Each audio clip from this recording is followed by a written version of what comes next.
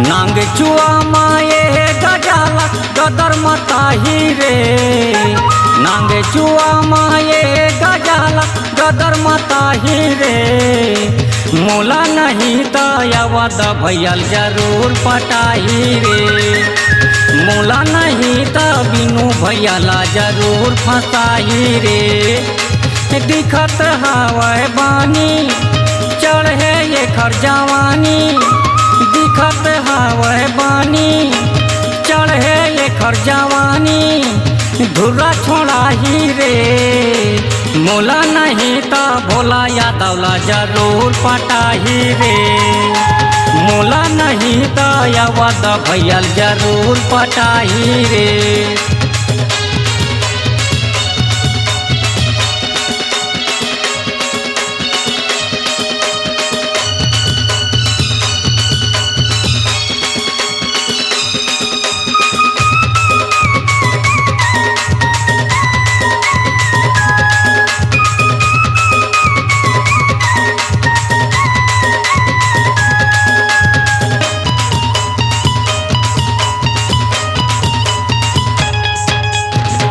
गुलाबी गाल दिखत है चेहरा हवा कमान, देख के जम्मो तुरा कहत है खाटी हवा रे माँ, देख के जम्मो तुरा कहत है खाटी हवा रे माँ।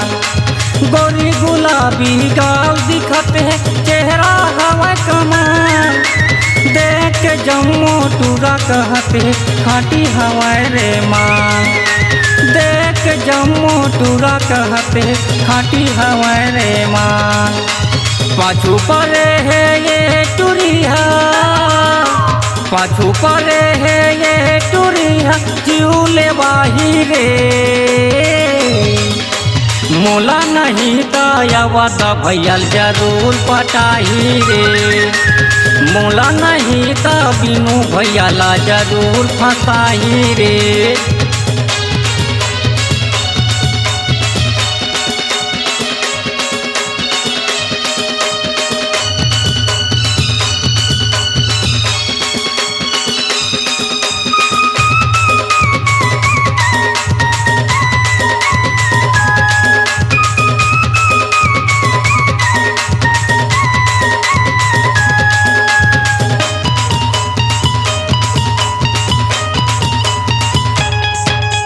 जवान छोकरा बुढ़वा मन के कर दे हवा बेहाल, सबों के नंबर धरे हवा रे मारते है मिसकाल, सबों के नंबर धरे हवा रे मारते है मिसकाल।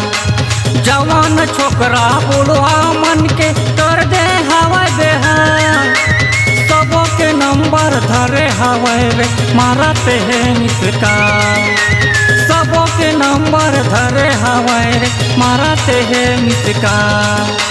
चेहरा सजा के मीठ गोठिया थे, चेहरा सजा के मीठ गोठिया थे नियत डोलाही रे।